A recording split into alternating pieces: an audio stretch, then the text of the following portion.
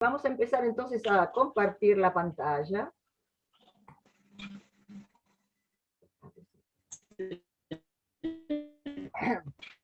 Que es simplemente la bienvenida y la manera de decir el título de todo este encuentro, que para nosotros es una alegría enorme, sobre todo para mí, iniciar esta lectura en este año en que se cumple el centenario del nacimiento de Jacques Gertland. Sin embargo, la iniciativa de este ciclo no fue nuestra, sino de nuestro obispo, Martín, que nos alentó a centrar nuestras miradas en el texto del Apocalipsis de Juan, como una guía y un estímulo para nuestra resistencia, palabra esencial, resistencia y nuestra esperanza en tiempos de prueba y de desdicha como los que vivimos. Y él mismo nos instó a hacerlo bajo la guía de Jacques, nuestro fundador, sin imaginar la coincidencia del centenario. Hay, como ven ustedes aquí, no solamente un título, el Apocalipsis, sino un subtítulo: Arquitectura bíblica, sinfonía litúrgica, profecía política. Estos tres aspectos dominan las perspectivas de todo el texto. Pero la arquitectura nos ocupará sobre todo a partir de nuestro tercer encuentro, cuando veremos rápidamente que el Apocalipsis posee una estructura muy precisa, que es un extraordinario desarrollo de las estructuras literarias que impregnan el Antiguo Testamento. Si el Génesis se inicia con un septenario de 7 días de creación, el Apocalipsis se despliega en 7 septenarios. Inicio y cierre de toda la Biblia. La sinfonía litúrgica nos ocupará sobre todo a lo largo del segundo septenario, aunque ya oiremos algunos de sus acordes iniciales desde el prólogo. Y la profecía política, afirmada desde el comienzo, y ya veremos cómo, se confirmará poderosamente en el sexto septenario, el de la ciudad de Babilonia y las 2 bestias.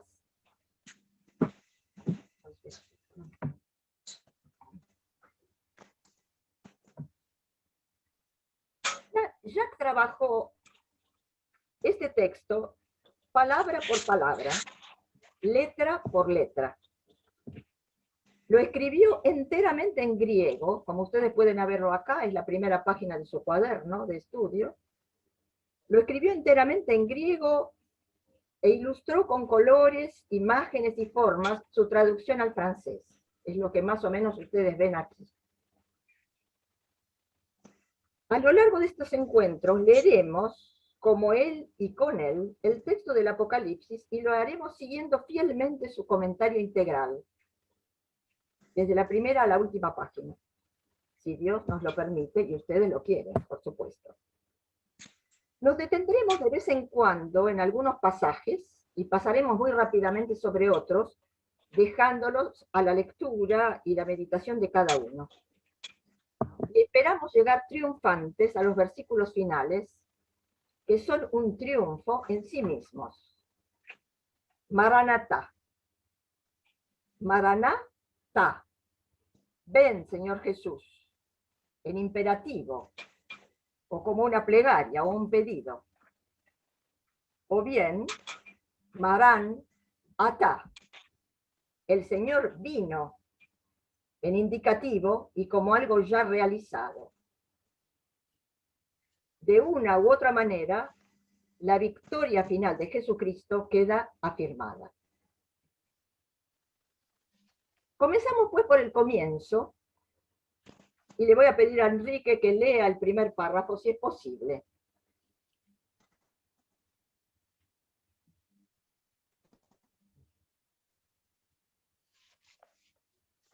Enrique. La biblioteca, sí, sí. La biblioteca bíblica culmina en el Apocalipsis de Jesucristo, situado al final de los 76 volúmenes de la Biblia judía y cristiana. Es un eco plenario su misterioso fruto.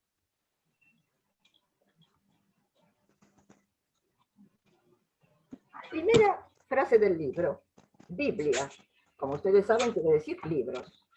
La Biblia es una biblioteca.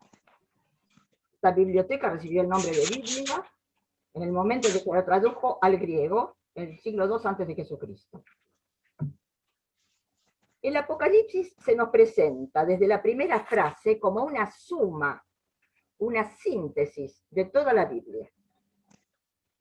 El autor del Apocalipsis era alguien que sabía la Biblia de memoria, la había hecho suya, había adoptado su lenguaje y la citaba hasta sin darse cuenta. Los eruditos han encontrado más de 700 citas del Antiguo Testamento en el Apocalipsis, pero ninguna de ellas está anunciada, como sí lo están, por ejemplo, en el Evangelio de Mateo, que dice, por ejemplo, como dice el profeta Isaías, una voz grita en el desierto. Las citas aquí no están anunciadas, pero pueden engarzarse una en otra en un mismo versículo y se explican por reminiscencias. Voy a tratar de compartir otra vez la pantalla para que vean qué pasa con este versículo del último capítulo. Me muestra el río de agua de la vida, resplandeciente como cristal, que fluye del trono de Dios y del Cordero. En medio de la plaza, a una y otra orilla del río, un árbol de vida que fructifica 12 veces. Cada mes da su fruto. Y las hojas del árbol son curación de las naciones.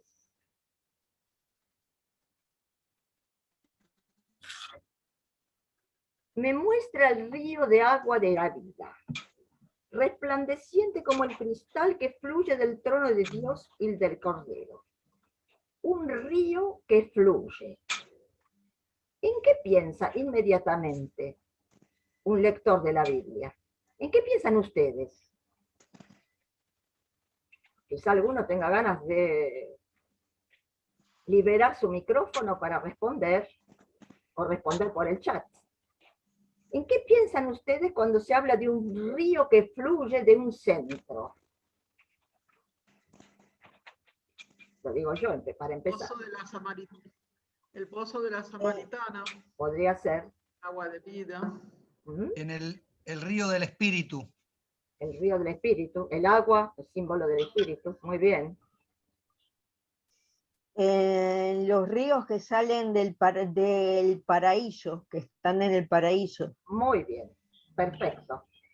El río que sale del paraíso y que se va a dividir en 4 ríos hacia los 4 puntos cardinales, ese río que sale del paraíso está evidentemente en la imaginación y en el recuerdo del Juan que escribe: me muestra el río de agua de la vida resplandeciente como cristal. Pero si en Génesis 2, ese río sale del paraíso, aquí fluye del trono de Dios y del Cordero. En medio de la plaza, ¿qué había en medio del paraíso?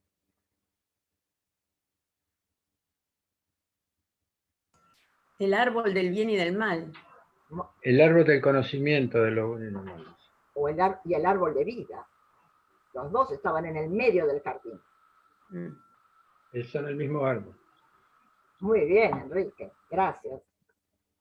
En medio de la plaza, y aquí ¿qué se nos dice? En medio de la plaza hay un árbol de vida, y se nos instruye, que fructifica 12 veces. Cada mes da su fruto, es decir, de una fecundidad extraordinaria. El árbol de vida que estaba en el paraíso, aquí da su fruto, 12 veces por año. Pero es verdad que no solamente piensa en Génesis 2, también piensa en Ezequiel. Ezequiel también vio un río que ya no salía del paraíso, sino del templo. Y les leo un pasaje de Ezequiel 47. Debajo del umbral del templo salía agua en dirección a oriente y también salía del lado derecho. El hombre me hizo atravesar el agua. Me llegaba hasta los tobillos. Midió 1000 codos y me hizo atravesar el agua. Me llegaba hasta las rodillas. Y así 4 veces. Y luego el agua se había hecho un torrente. Y vi que a la orilla del torrente había gran cantidad de árboles cuyo follaje no se marchitará y cuyos frutos no se agotarán, y sus hojas servirán de medicina. Y vean cómo el texto del Apocalipsis que leímos antes, y voy a tratar de compartir pantalla para que lo vuelvan a ver, dice, las hojas del árbol son curación de las naciones. Este detalle de la medicina, de la curación, el Juan lo tomó de Ezequiel. También podría haber pensado en Zacarías 14, donde el río ya no sale ni del paraíso ni del templo, sino de Jerusalén, de la ciudad de Jerusalén. Saldrán de Jerusalén aguas vivas, mitad hacia el mar oriental, mitad hacia el mar occidental. Vivas serán, dice Zacarías 14, capítulo 14. Esto también está en el pensamiento del autor de este versículo. Y cuando dice, para curación de las naciones, como quizá hayan podido verlo, para curación de las naciones, ese de las naciones no es ni del Génesis ni de Ezequiel, sino de este Zacarías que acabamos de citar. Porque en Zacarías la dimensión de la salvación deja de estar reducida a Israel y al pueblo elegido y se extiende a la totalidad de la humanidad. Ninguna de estas imágenes queda abolida. Todas quedan comprimidas en el texto de Juan, como las semillas en un fruto, como en un ovillo, entrelazadas.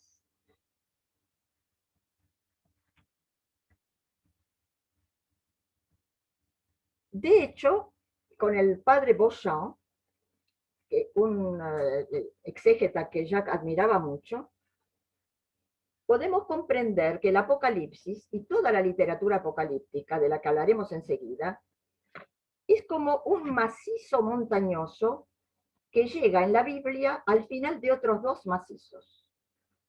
El primero, la ley. El segundo, los profetas. La ley estaba cerrada. Estaba terminada con la redacción del Deuteronomio en la época del exilio, siglo VI antes de Jesucristo. Los profetas y sus oráculos se habían silenciado a partir del siglo IV o III antes de Jesucristo. Hubo un silencio profético, al cual quizá haga alusión ese silencio que se produce en la apertura del 7º sello. Y cuando el Cordero abrió el 7º sello, se hizo un gran silencio en la tierra y en el cielo durante media hora. Ese es el texto que veremos en nuestros encuentros futuros. Ese gran silencio profético, no había más profetas en Israel.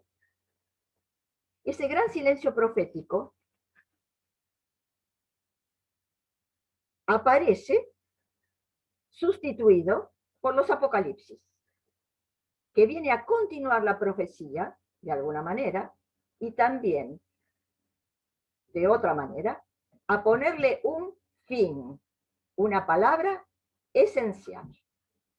Y vamos a leer, otra vez compartiendo la pantalla, el segundo de los textos que Enrique quizá puede leer, el segundo de los textos del libro de Jacques.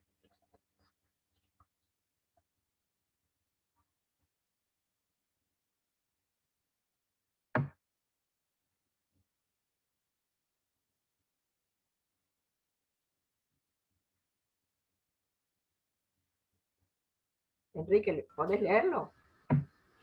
Es que no tiene el micrófono activado, Enrique. Entonces lo leo yo, no importa. No, es un libro, Está bien. es un libro que se refiere al porvenir humano a lo largo de los siglos y así ilumina toda la historia en sus profundidades secretas, orientada hacia su término al final de los tiempos.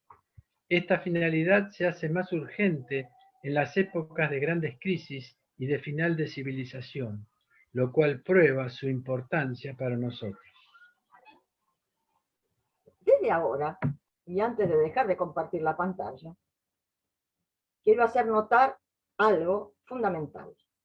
Así ilumina toda la historia en sus profundidades secretas. El Apocalipsis está anclado en la historia humana. No habla de extraterrestres, ni de ovnis, ni de cosas que nunca ocurrieron, ni de cosas de ciencia ficción. Habla de la historia con una mayúscula. De hecho, la intención primera de todo el libro es muy concreta: reconfortar a las comunidades cristianas en tiempos de persecución. Eso lo dice el propio autor. Si bien es cierto que las persecuciones en ese momento, finales del siglo I, eran esporádicas, las grandes persecuciones son del siglo III o IV, es verdad que los cristianos, aún sin llegar al martirio sangriento, se sentían marginados en una sociedad donde el culto al emperador, es decir, el Estado, era un signo de pertenencia extremadamente fuerte. Negarse a adorar al César era un gesto subversivo. En cierto sentido, los cristianos eran marginados y marginales. El emperador era llamado nuestro Señor y nuestro Dios. Se lo llamaba Salvador. Estaba vestido de púrpura, sentado en un trono coronado de diademas, rodeado de los sacerdotes flavianos que tenían coronas y que entregaban su corona de vez en cuando al emperador, y quizá todos estos detalles a ustedes les hagan recordar el capítulo 4 del Apocalipsis de San Juan, en que esta misma corte real o imperial está reunida en el cielo, y el visionario de Patmos viene a decir a las iglesias que no se confundan, que el único digno de culto y de adoración es el Cordero. Hay pues un aspecto subversivo, contestatario en el Apocalipsis.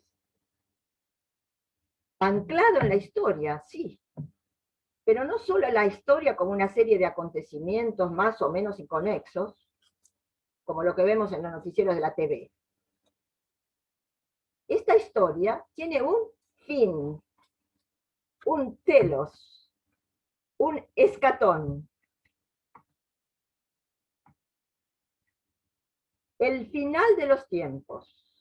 Esta finalidad se hace más urgente en las épocas de grandes crisis y de final de civilización, lo cual prueba su importancia para nosotros. Esta historia tiene un fin, y esto no significa solo que se termina, cosa que puede ocurrir, sino que tiene una finalidad, una meta. La historia no es una sucesión de acontecimientos inconexos, sino que está orientada. ¿Orientada hacia dónde? Hacia un día, el día de la manifestación del Señor, el día del apocalipsis del Señor, porque apocalipsis quiere decir revelación. Ese día dará por terminado el tiempo de la muerte, el tiempo que conocemos. Ahora bien, ese día, aquel mundo, aquel eón, como se dice en griego, que quiere decir mundo o siglo, ese mundo ¿está realmente al final? Es una pregunta. o bien coexiste con nuestro mundo y nuestro tiempo, se introduce en él subrepticiamente y se nos revela por chispazos. Otra pregunta. ¿Es un fin de los tiempos o un fin en el tiempo? Es decir, una dimensión espiritual y divina de inmensa plenitud a la que llamamos fin. ¿Qué piensan ustedes? ¿Es el final de la historia o es una transhistoria o un más allá de la historia?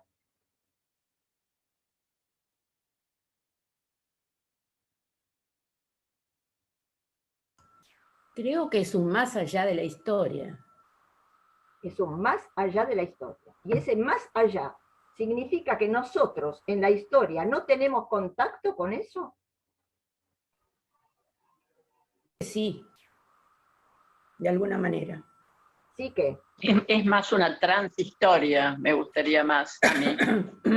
Una transhistoria, quizá, más una transhistoria, dice Mirta, o una metahistoria, como quieran, pero creo que Mirta tiene razón.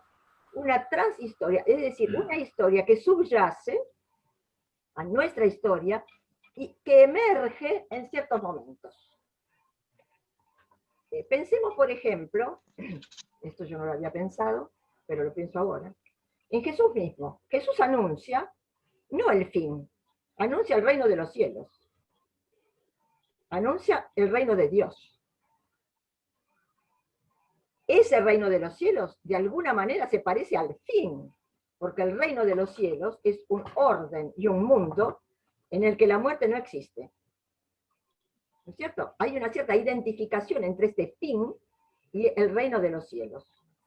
Pero toda la vida de Jesús demostró que el reino de los cielos estaba ahí.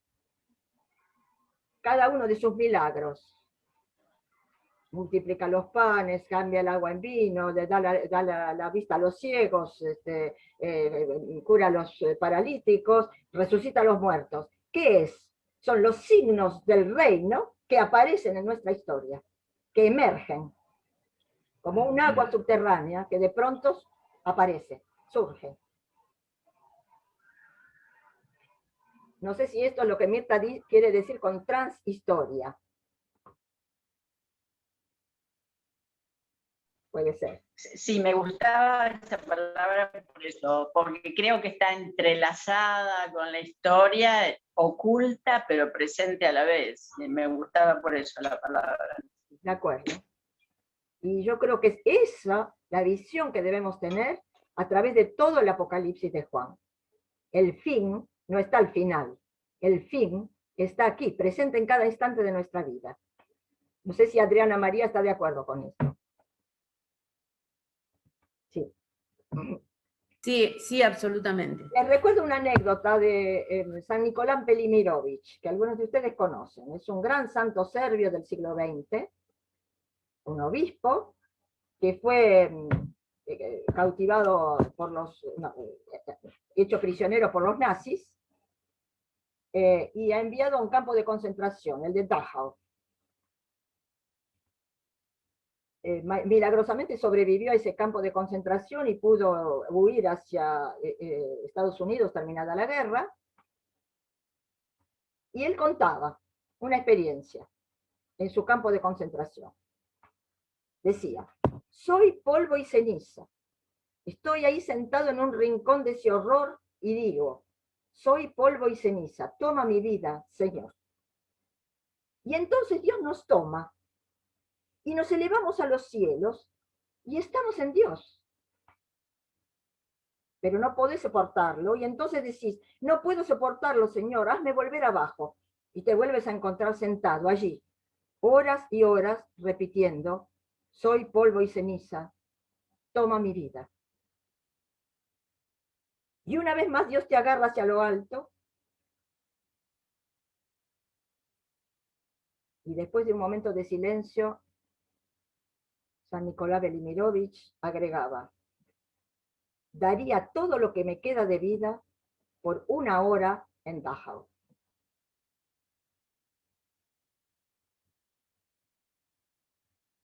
El paralelo con el visionario del Apocalipsis es total, porque el visionario del Apocalipsis tuvo sus visiones cuando era un condenado a trabajos forzados en la isla de Patmos.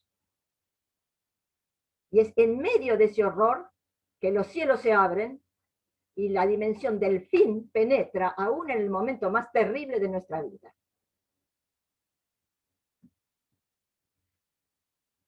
Esos tiempos, esos últimos tiempos, como se dice a veces, han sido inaugurados por Jesucristo con su muerte y su resurrección. Él es el Cordero degollado, pero de pie.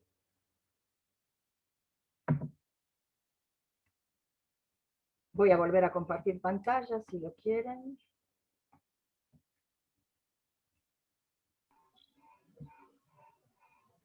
¿Podés leer el tercer texto, Enrique? Sí. El contenido terrorífico del Apocalipsis no es otro que el de nuestra historia, la materia misma de las actualidades que los diarios y la televisión difunden todos los días. Pero el Apocalipsis ilumina poderosamente su raíz, ese apego ciego y perseverante a nuestro mal y nuestra desgracia, y más fuertemente aún la liberación posible gracias a la experiencia de los que guardan la palabra de Dios, el testimonio de Jesucristo, la victoria del Cordero inmolado y resucitado. En efecto, el amor que revela el Evangelio solo existe por medio de un combate hecho de derrotas y de victoria. El Apocalipsis es precisamente el testimonio de ese combate, el libro de los testigos. Gracias.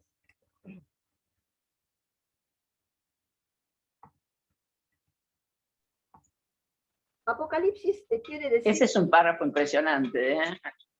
¿Querés volver atrás, Mirta? No quiero volver atrás, no. El párrafo que acaba de leer me impactó mucho cuando lo leí, me parece absolutamente verdadero y como la verdad me pareció riquísimo. O sea, descubrir que el Apocalipsis es lo que vemos todos los días en los diarios y la televisión y por debajo esto otro, ¿no? La victoria. Nada más que eso, disculpame, gracias. No, es muy interesante. No solamente la victoria, también el combate, porque la victoria se consigue, la victoria es una conquista, no es automática. Dios interviene, sí, pero el combate está, tanto por parte de Dios como por parte de nosotros. Apocalipsis quiere decir, como ya lo vimos antes, sacar el velo. Pero no es solamente el título de nuestro libro. Este título, Apocalipsis, de Jesucristo, es el título del libro de Juan, generó un adjetivo, apocalíptico, que se aplica a todo un tipo de literatura. Así como hablamos de la literatura policial o de la literatura fantástica. Hay una literatura apocalíptica. Encontramos en la Biblia textos más o menos largos, tanto en el Antiguo como en el Nuevo Testamento, que son pequeños apocalipsis. Jacques habla de esto en su libro, pero de una manera rápida, y pensé que era interesante para ustedes ver cuáles son esos apocalipsis, tanto en el Antiguo Testamento como en el Nuevo Testamento. Como ven, el Apocalipsis se inicia con Ezequiel, el género de la literatura apocalíptica se inicia con Ezequiel, sigue con el segundo y tercer Isaías, Zacarías, y tanto Ezequiel como Zacarías ya los hemos nombrado, Joel, y sobre todo Daniel. Daniel, que en muchos capítulos funda de alguna manera la literatura apocalíptica dentro de la Biblia. A tal punto que los judíos no lo incluyen en la Biblia hebraica entre los profetas, sino que lo consideran un sabio. El libro de Daniel en la Biblia hebraica está entre los libros de sabiduría.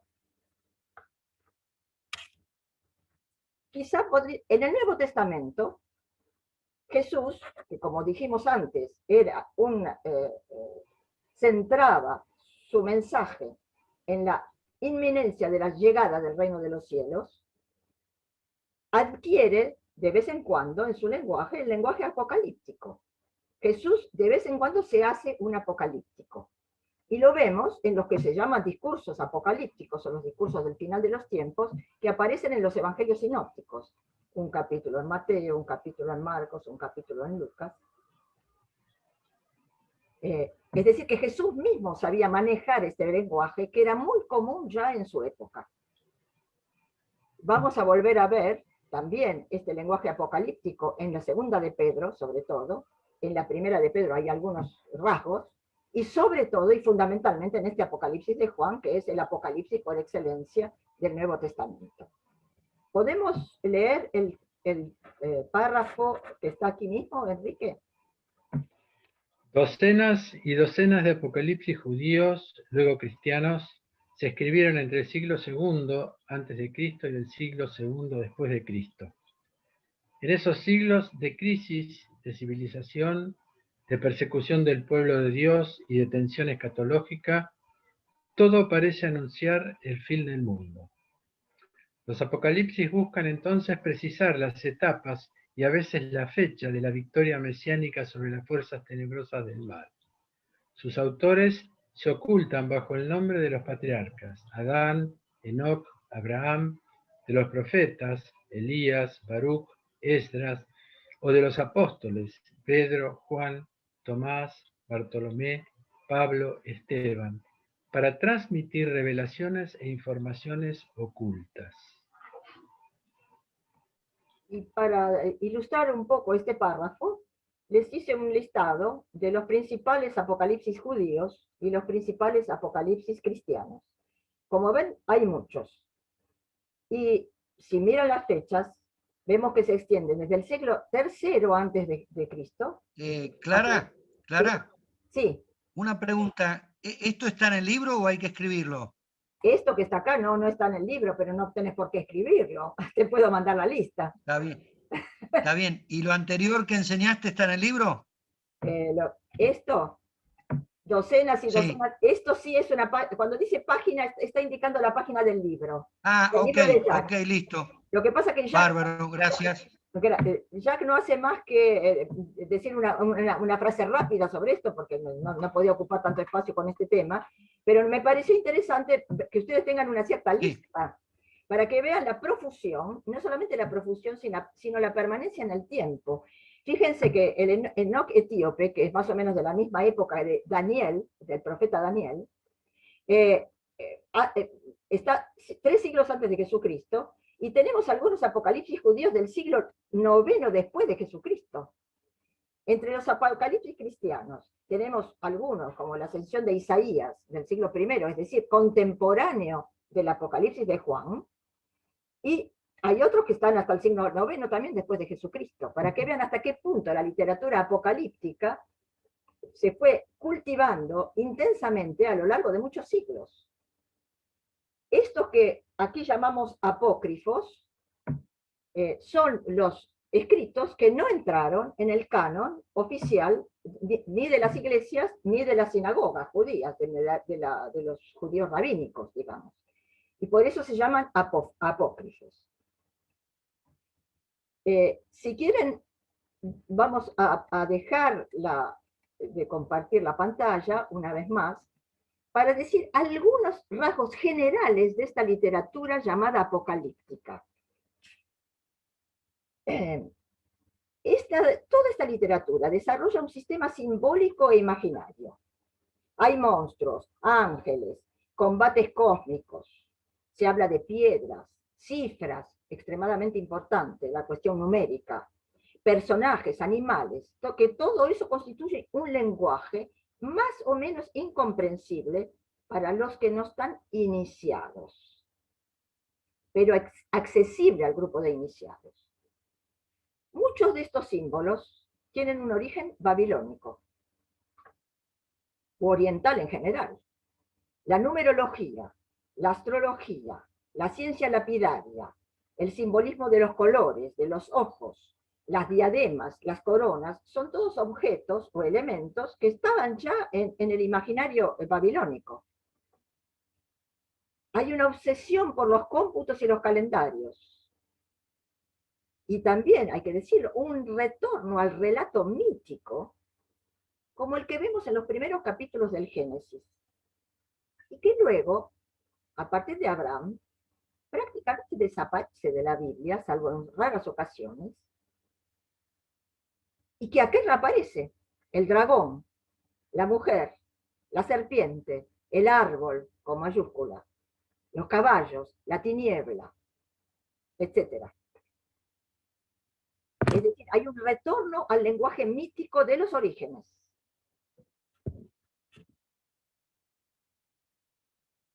La revelación, ese apocalipsis, esa revelación, tiene relación con los acontecimientos de los últimos tiempos de los que hablamos. En esos tiempos se producirá una intervención divina, lo que en el lenguaje popular llamamos el juicio final. Eso, como ya vimos antes, esto de final hay que ponerle toda una serie de matices, ¿no? Como ya lo vimos antes. La intervención divina puede venir acompañada por la figura del Mesías. Este puede ser un rey, hijo de David, o bien un sacerdote, hijo de Aarón. Puede aparecer como un legislador, como Moisés, o bien como un profeta bajo la figura de Elías. Como ven, hay muchos disfraces, digamos, del Mesías, muchas figuras del Mesías. Pero más que en otros textos, los apocalípticos tienden a presentar al Mesías como a un ser celestial. Es el caso de Daniel.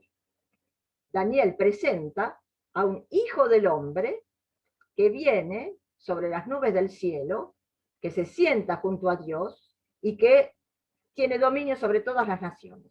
Esto es en Daniel 7.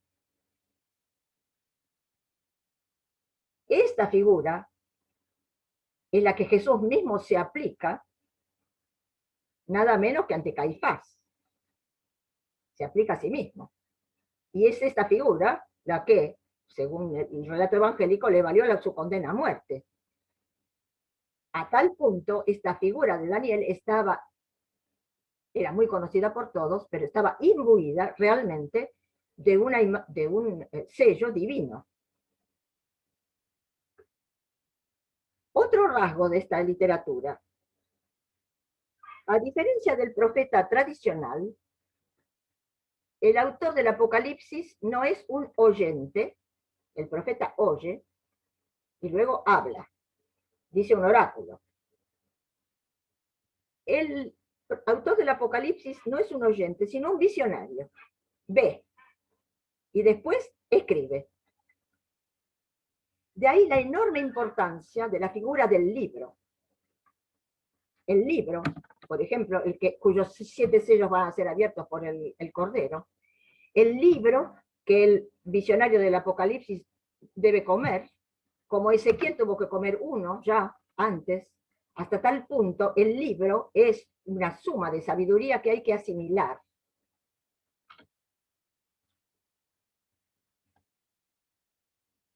El mundo angélico tiene una función primordial. Los ángeles actúan intermediarios para revelar a los hombres el misterio de la historia, pero además el mundo angélico se presenta dividido entre buenos y malos ángeles. Esta visión que es muy común entre nosotros, porque nosotros también pensamos en ángeles buenos y malos, y en ángeles y demonios, este imaginario, digamos, está totalmente ausente de la Biblia antes de esta época. Cuando hay un ángel del Señor en los libros anteriores a esta época, no es necesariamente un mensajero, sino que muchas veces es el Señor mismo el que se presenta así. Al mismo tiempo, para terminar esta serie de cualidades de esta literatura, se producen acontecimientos terroríficos. Hay guerras, convulsiones cósmicas, aparición de potencias malignas desenfrenadas. Pero ese caos, producido justamente por la intervención divina, ese caos es el origen de una nueva creación. En el Apocalipsis de Juan esto es absolutamente, está absolutamente bien contado, bien narrado. Es una obra de arte literaria de un valor extraordinario.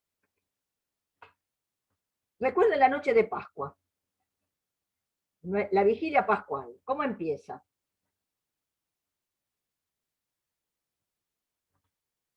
¿Ustedes se acuerdan? Con la muerte de los primogénitos. Ah, eso en el relato del Éxodo, exactamente. Pero la liturgia misma, nuestra liturgia misma, ¿cómo empieza? Y en la Iglesia Católica Romana también. Oscuras. Muy bien. Con, En la oscuridad. con la bendición del fuego nuevo. Exactamente. En la oscuridad. Empieza la oscuridad. Es la oscuridad total. Y esa oscuridad total es el signo del caos. Es ahí, en ese caos, donde va a surgir la luz nueva, que sabemos cuál es. Luz de Cristo. ¿No es cierto? Es lo que el diácono va a repetir 3 veces mientras entra en la iglesia después de este inicio de una nueva creación. La noche de Pascua es una nueva creación, porque Jesucristo, por su muerte y su resurrección, inició un mundo nuevo, que es ese que llamamos fin. Hay además rasgos un poco más exteriores en esta literatura. Por ejemplo, que se atribuyan los libros, como vimos al compartir la pantalla, vamos a volver a hacerlo, que se atribuyan los libros a grandes personajes de la antigüedad. Enoc, Sem, Adán, Elías, Daniel, Esdras, etc. En el caso de los apocalipsis cristianos, a Pedro, a Pablo, a Zacarías, a Bartolomé, etc., a la Madre de Dios, etc. Se atribuyen esos libros a personajes antiguos y venerables, eso les da un valor de revelación, y al mismo tiempo ese personaje, porque es antiguo, sabe cómo es la historia y nos la puede revelar. Y como ya dijimos, esto también está dirigido muchas veces a círculos de iniciados. Estas son las características generales de esto que llamamos literatura apocalíptica. Con este breve excursus, yo trato de ampliar un poco lo que Jacques dice en este primer capítulo tan sintético de su libro. Hay que ver, voy a volver a compartir pantalla, hay que ver cuáles de estos rasgos no están en el Apocalipsis de Juan. En primer lugar, ¿qué les parece? El autor se nombra 4 veces. Nada de pseudoepigráfico, como se dice. Nada de atribuirlo a un personaje venerable de la antigüedad. Es él mismo, Juan, el que habla. Juan. Ahora bien, ¿quién es este Juan? Varias posibilidades de interpretación. La más antigua, que ya cita San Ireneo y Justino, es decir, en el siglo II, identifican a este Juan con el apóstol, es decir, el hermano de Santiago, hijo de Zebedeo y de Salomé, el pescador del lago de Galilea. Pero no es seguro, hay quienes dicen que no, y esto a partir del siglo IV o V. Es también podría ser también el presbítero o el anciano que firma las 2 cartas, por la segunda y la tercera por lo menos, atribuidas a San Juan, las epístolas de San Juan. Hay un presbítero que firma esas cartas. Podría ser él. Lo que es seguro es que ese Juan era un tipo de prestigio. Era un tipo a quien las iglesias conocían. Él se dirige a las iglesias diciendo simplemente yo soy Juan y acá les estoy hablando. No necesita presentar otra carta de visita.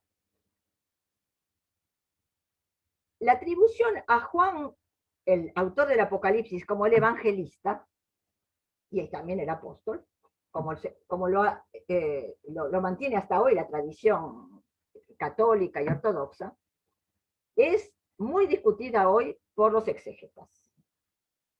Pero hay que decir que hay ciertos rasgos, perdón, me fui.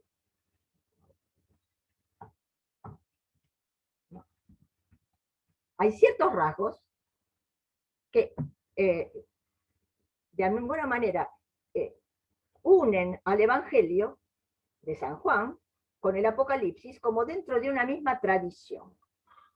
Por una parte, el Apocalipsis tiene un lenguaje muy diferente del Evangelio. Muchos dicen, no es el mismo autor. Por otra parte, hay como 20 o 30 años de distancia entre un texto y otro. El mismo autor podría haber cambiado de estilo. Y es verdad que estas tres cosas que yo puse acá y que Jack hace notar, no me acuerdo si creo que en la página 13, es que solamente en el Evangelio de San Juan y en el Apocalipsis se designa a Jesucristo como el Verbo. Es sorprendente para nosotros darnos cuenta que ese apelativo no aparece nunca en la pluma de San Pablo. Solamente el Evangelio y el Apocalipsis hablan de Jesucristo como el Cordero. En el Evangelio, cuando San Juan Bautista lo designa como el Cordero de Dios que lleva el pecado del mundo, y en el Apocalipsis, donde aparece 28 veces. Y es el Evangelio de Juan y el Apocalipsis los únicos dos escritos del Nuevo Testamento en que se designa a Jesucristo como el traspasado. Y quizá ustedes recuerden con qué insistencia el testigo de la crucifixión de Jesús insiste en que él vio cómo el centurión traspasaba su costado con su lanza, y vio y da testimonio, y su testimonio es verdadero. Es decir, que considerar que el evangelista y el autor del Apocalipsis no pueden ser la misma persona es por lo menos discutible.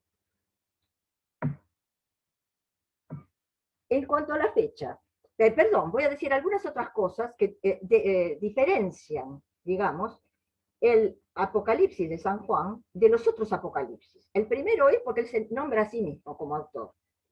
El segundo es que está dirigido a las iglesias, no a un círculo de iniciados. Las 7 iglesias a las que se va a dirigir en el primer septenario, y de las que hablará Enrique en el próximo módulo, es todas las iglesias. Y el centro no está solamente en los cielos que se abren y en la visión, sino también en la tierra. Es decir, es un libro en que cielo y tierra se encuentran. Y lo veremos ampliamente cuando hablemos de la liturgia celestial. ¿En qué fecha se escribió el Apocalipsis? Hay dos tendencias entre los exégetas. La más habitual es la de considerar que fue escrito bajo el reino de Domiciano. Domiciano fue uno de los césares más crueles, uno que inició una breve persecución, pero cruel, contra los cristianos, alrededor del año 95. Y muchos creen que el Apocalipsis fue escrito en ese momento y que Juan estaba condenado en Patmos a raíz de esta persecución. Año 95, quiere decir que Juan era ya muy viejo. Pero hay quienes consideran que no es así. Que parece muy raro que no aparezca de una manera más clara en un libro escrito en el año 95, en Apocalipsis escrito en el año 95, que no aparezca de manera más clara, por ejemplo, la destrucción de Jerusalén y de su templo en el año 70. Ese hecho no está narrado y ni siquiera está, podría decir, pensado ni sugerido en el Apocalipsis.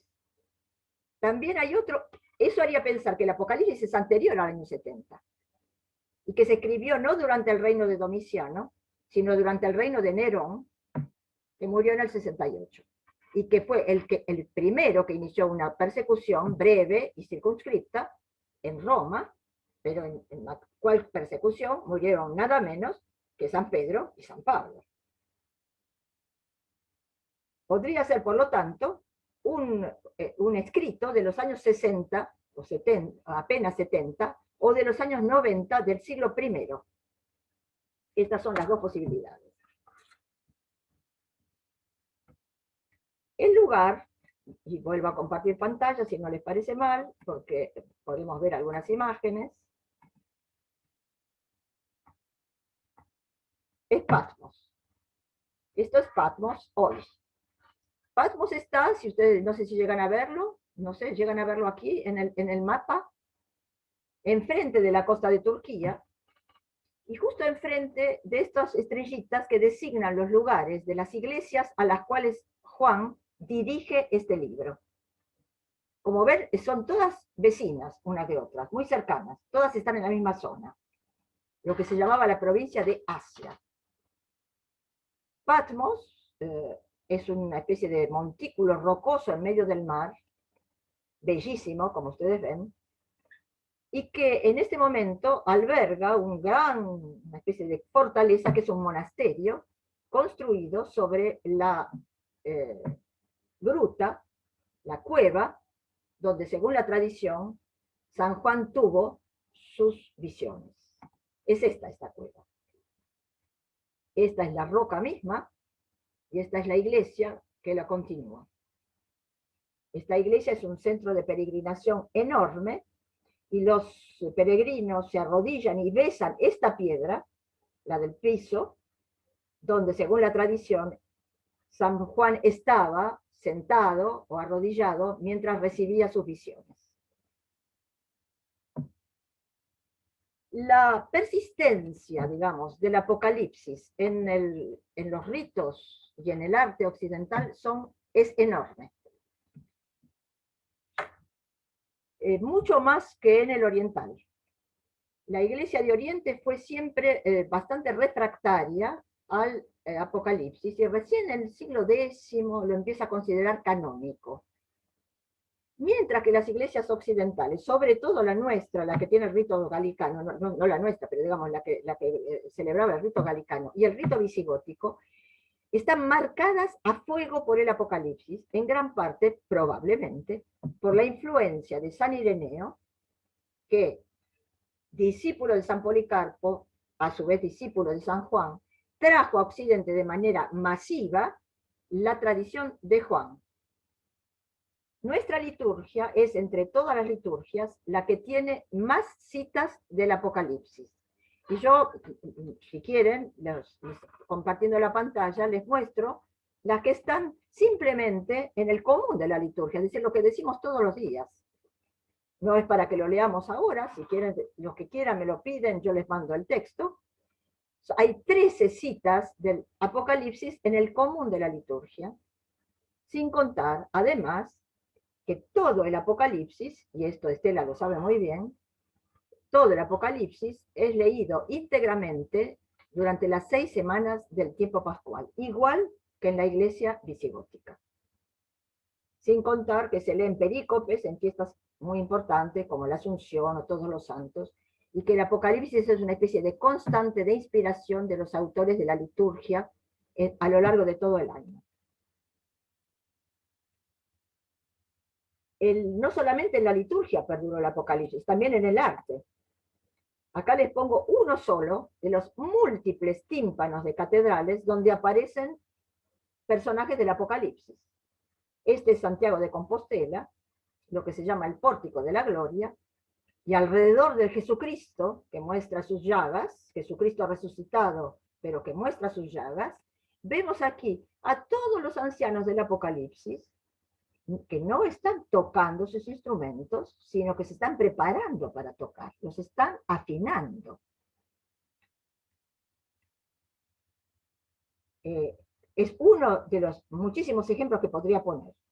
Otros ejemplos aparecen en los manuscritos. Un célebre comentario del Apocalipsis hecho por un monje español llamado Beatus, se conserva en unos 30 manuscritos, algunos de ellos magníficamente ilustrados, como estos que ven acá. Esta es la liturgia celestial. Esto es el signo de la mujer coronada de estrellas, a quien el dragón quiere matar.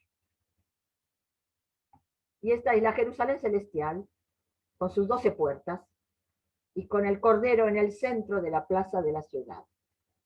Esto es para hablar simplemente del arte muy antiguo, medieval. No quiero de ninguna manera cansarlos con datos exagerados, pero el Apocalipsis siguió siendo una presencia muy fuerte hasta el siglo XVII. No sé si algunos de ustedes recuerdan los magníficos grabados de Durero, por ejemplo. Hay cuadros del Greco sobre el Apocalipsis, el juicio final de Miguel Ángel en la Sixtina, por ejemplo, inspirado en el Apocalipsis. Y luego un silencio de dos siglos más o menos, el siglo XVIII y XIX, hasta que en el siglo XX el Apocalipsis vuelve a aparecer de manera omnipresente, tanto en la literatura como en el arte, como en el cine. Por ejemplo, el Séptimo sello de Bergman, alguna película de Buñuel, por ejemplo, Apocalipsis Now, etc. No quiero cansarlos con esto, sino simplemente ahora sí darles la palabra y ver cuáles son sus preguntas, si las tienen, o si quieren directamente decirlas.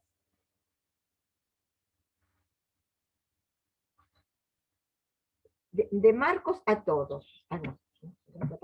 Perdón.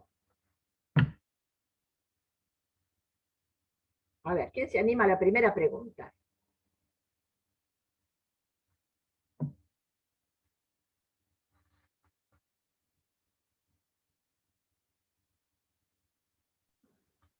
Clara, dos preguntas.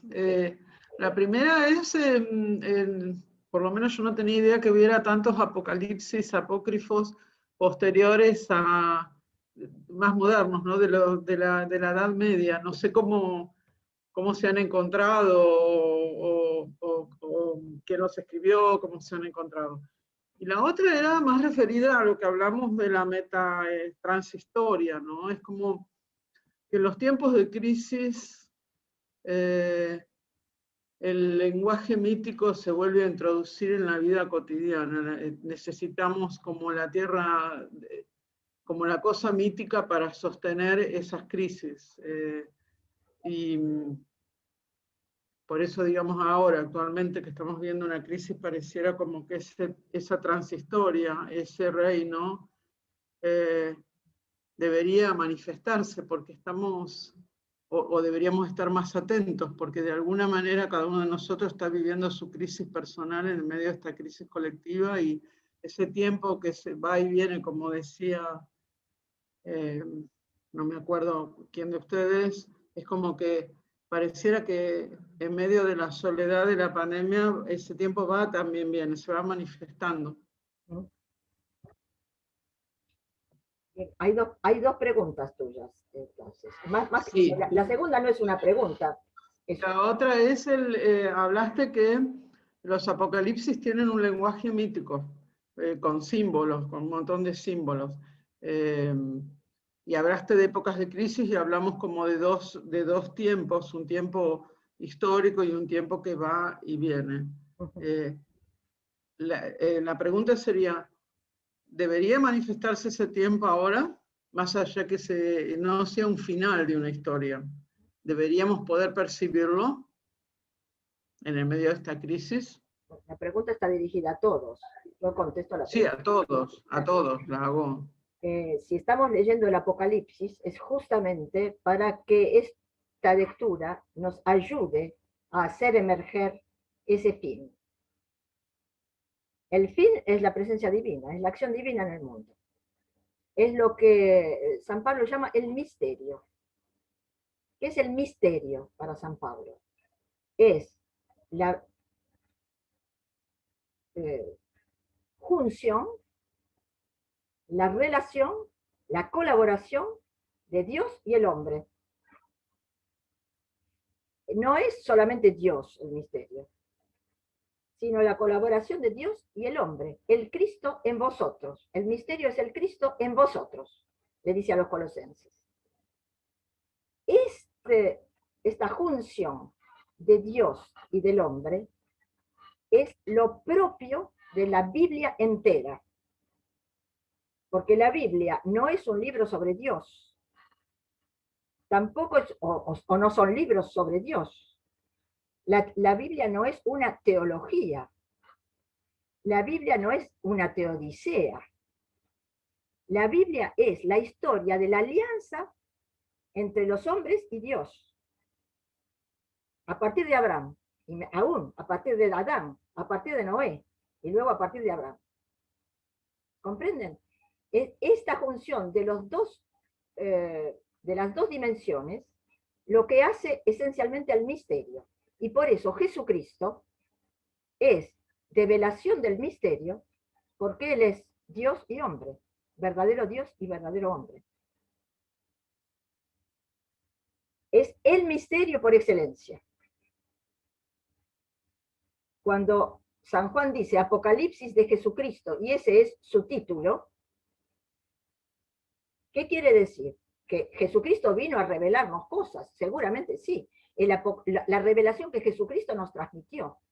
Pero también quiere decir que el primer revelado es Él, en persona. Jesucristo no es fundamentalmente para Juan una enseñanza, sino que es un acontecimiento. Es un acontecimiento que cambió la historia del mundo.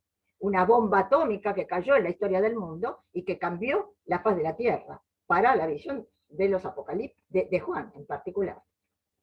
No de los apocalípticos en general, sino de Juan en particular. Eso no sé si contesta algo a tu pregunta sobre si esta lectura debe suscitar en nosotros esta búsqueda del fin, en cada uno de los momentos de nuestra vida. Yo creo que sí, no sé qué piensan ustedes. Es el objetivo mismo de este libro, es transitar esta lectura, es transitar esta crisis, esta prueba, en este dolor universal, o por lo menos de la humanidad entera, o casi en este momento, transitarlo y dándole el sentido. El sentido es orientarlo hacia el fin. El fin que ya está aquí. En cuanto a la pregunta quizá más erudita, de cómo se encontraron esos otros apocalipsis, etc. Bueno, la historia de cada uno. Algunos fueron conocidos desde la antigüedad, otros no. Fueron descubiertos incluso en el siglo XX. Hay apocalipsis que se han conocido, por ejemplo, en las grutas de Qumran. No sé si ustedes conocen eso, los manuscritos del Mar Muerto. Ahí se han conocido algunos apocalipsis que no se conocían hasta ese momento, pero que son escritos en la época de Jesús, más o menos. Hay un célebre descubrimiento en el Cairo, más o menos creo que fue en los años 40 también, en una sinagoga del Cairo, donde se encontraron manuscritos antiquísimos, entre los cuales había Apocalipsis. Cada uno de estos libros tiene su propia historia. Gracias, Clara. Sí, por favor. Sí, contesta.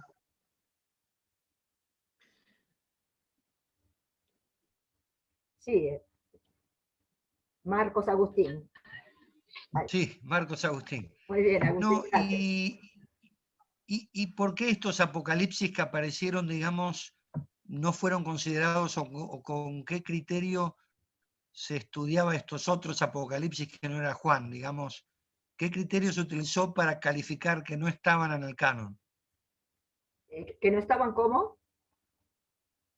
No estaban en el canon, o sea, no Sí, fueron incluidos en la Biblia. Sí. ¿Por qué motivo? Los motivos son diversos. Hay apocalipsis que están muy marcados por el pensamiento gnóstico. Es decir, un dualismo, un dualismo total entre buenos y malos, digamos. El mundo está dividido en dos. Esa visión del mundo no se la consideró compatible con la visión de la Iglesia tradicional. Por lo tanto, esos escritos no fueron introducidos en el canon. Incluso el Apocalipsis de Juan fue introducido en el canon con muchas reservas. Y como les dije, en la Iglesia Oriental, recién en el siglo X o XI se lo empezó a considerar canónico. ¿Por qué? Justamente porque maneja todo este lenguaje mítico, que no es el habitual de todo el resto de la Biblia. En otros casos es porque son escritos, yo diría, de tipo muy popular, que no se consideraban, como podría decir, dignos de estar en el canon, porque no transmitían suficiente sabiduría.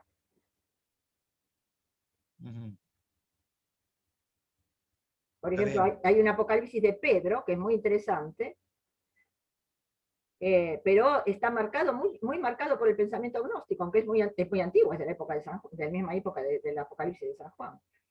Y aparecen figuras, digamos, que de alguna manera no gustaron al conjunto de la Iglesia, no fueron asimiladas por el conjunto de la Iglesia, y por lo tanto no se lo introdujo en el canon. En cambio, el de San Juan, como yo lo dije, ya desde San Ireneo, es decir, el siglo II, se lo considera un libro canónico. Y creo que en alguna parte de este capítulo, si ustedes lo vuelven a leer, este capítulo del libro del cual hablamos hoy, Jacques habla de lo que se llama el canon de Muratori.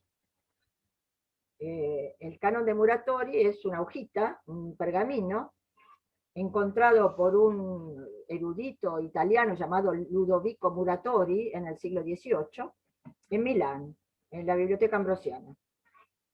Esta hojita era una traducción al latín de una cosa griega que fue escrita más o menos en el siglo II, y donde se da la lista de los libros del Nuevo Testamento que son admitidos por toda la Iglesia.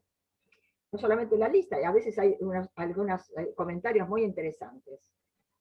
Es un autor X que se tomó el trabajo de hacer ese listado. Gracias a Dios eso sobrevivió, y podemos saber, gracias al canon de Muratori, que el Apocalipsis de San Juan en el mundo latino era admitido totalmente desde el siglo II. Eso es para los que les interesan los datos un poco eruditos.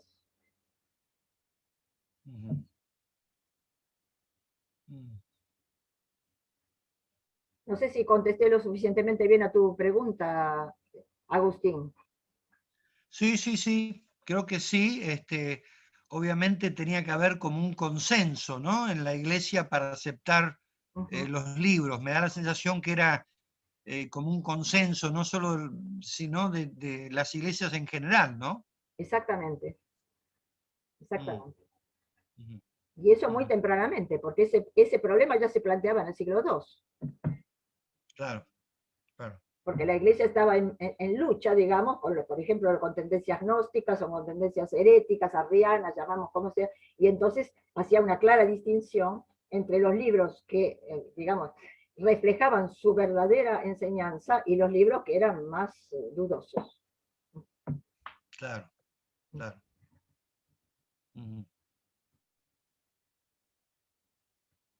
¿Algo más? ¿O ya vamos dando por terminado este primer encuentro? Vilma. Clara, una pequeña duda. Sí. Cuando nos contabas la cantidad de citas del Antiguo Testamento y ese entrelazamiento, ¿no?, del Génesis, Ezequiel, eso lo podemos ver con las aclaraciones que están al lado del texto. Bueno, yo tengo la Biblia de Jerusalén. ¿Con esos datos lo identificamos o incluso hay mucho más? Hay más todavía, porque a veces es casi imposible poner una palabra, ¿no? Claro, exacto. Hay más todavía, pero bueno, de todos modos ya las citas, las referencias que da la Biblia de Jerusalén son muy completas. Es una muy buena traducción, por otra parte. Jacques admiraba mucho al exégeta que hizo la traducción al francés, el padre Boamar, y que, bueno, es muy especialista del Apocalipsis. Evidentemente esto exige un estudio. Uno ve la referencia y tiene que ir a leerla para darse cuenta por qué está puesta allí. Pero bueno, ese estudio lo haremos en la medida que podamos. Gracias, Clara. No, por favor. Mónica, ¿vos querés decir algo? Sí, yo quería hacerte una pregunta porque no tengo muy buena conexión y por ahí no terminé de escuchar. Cuando vos hablabas de cómo eran los autores de los Apocalipsis, creo que en un momento haces una señal como que no oían, sino que veían, ¿no? Sí. ¿Puede ser? Sí, sí, exactamente. Es una de las diferencias esenciales que dan los exégetas entre el profeta y el apocalíptico, digamos. Claro, y yo justamente, perdón, ¿no? yo justamente había subrayado una expresión de Jacques donde dice que antes que visionario, Juan era de oyente de la palabra. Y me había impactado, ¿no? Porque me pareció genial esta definición que da él y me desubicó esto de que el profeta y el autor del Apocalipsis, ¿no? Como dos sentidos diferentes. Sí. Y ya que acá le pone el oído, el escucha a Juan, ¿no? Eso me había llegado mucho. Es que Juan no es solamente un visionario, es también no es solamente un apocalíptico, es un evangelista. El evangelista es el que oyó, el que estuvo junto a Jesús, el que más pudo asimilar su enseñanza. ¿Comprendes? Y es verdad que Juan varias veces en el Apocalipsis se dice a sí mismo profeta. Yo escribí esta profecía, dice. Es decir, que él se define como profeta. Pero en líneas generales, esto que dije es una cosa muy general, pero en líneas generales los exégetas consideran que el profeta es más el que oye y habla, y el apocalíptico es más el que ve y escribe. Okay, en líneas generales. Sí. Bueno, creo que podemos ir cerrando ya porque ya estamos a casi 2 horas. Sí, perdón. Justo sobre lo que acaba de decir Mónica, que en las imágenes que pusiste, esas imágenes medievales que ilustran el Apocalipsis, sí. Sobre todo en la primera, todos los personajes tienen ojos muy grandes, incluso demasiado grandes para la proporción del tamaño. Quieren resaltar que son los hombres con los ojos abiertos, los que ven también, ¿no? Los ojos son símbolo de sabiduría. El que tiene ojos ve, el que tiene ojos grandes ve más. Entonces, los ojos son inmensos, como en el tapiz que tenemos en nuestra capilla. ¿Se acuerdan del tapiz ese con un motivo etíope? Es un serafín lleno de ojos. ¿Eso qué quiere decir? Lleno de sabiduría. Es un símbolo que no fue inventado por los cristianos, por supuesto. Ya en el arte sumerio lo vemos, ¿no es cierto? Esos inmensos ojos que nos miran desde 5.000 años antes de Jesucristo. Tal vez porque sean visionarios dio lugar a tanto simbología. Seguramente. Todos los apocalipsis tienen muchos símbolos que nombraste. Y tal vez sea por eso, porque en vez de escuchar se ve, y los símbolos se ven. Seguramente. Y es algo. Sí, sí.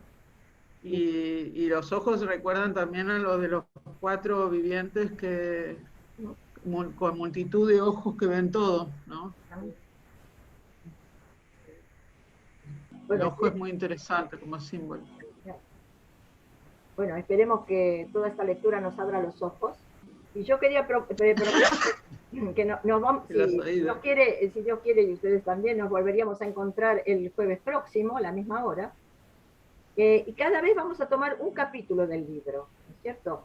Es decir, que yo no voy a hacer una presentación, digamos, tan amplia de mi parte, como me pareció importante hacerlo hoy para ubicarnos en el contexto de lo que es la literatura apocalíptica, sino que vamos a tomar más palabra por palabra el libro de Jacques, y vamos a tomar, por lo tanto, el segundo capítulo, el que se refiere al prólogo del Apocalipsis.